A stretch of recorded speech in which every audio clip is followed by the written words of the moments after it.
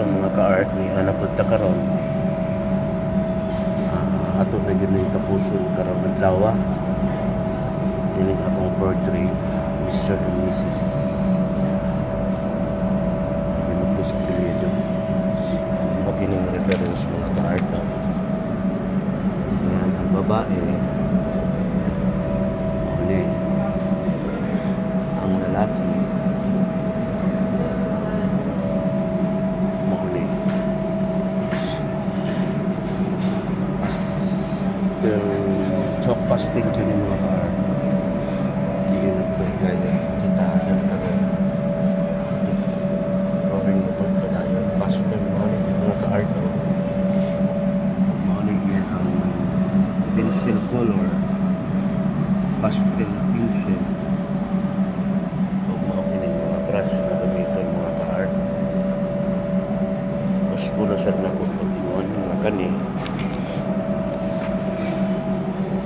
Ayan, tracing art method ni mga ka-art. So wala joy masama sa tracing as long as kaya nimo i-paint kung saktong color ang iyahang texture. Yun, parang yan mga texture mga ka-art. Watercolor paper ni mga ka-art. So pwede po sa charcoal. Kani nga mga style mga ka-art. Studies lang ako ni wala pa nagamaan ni.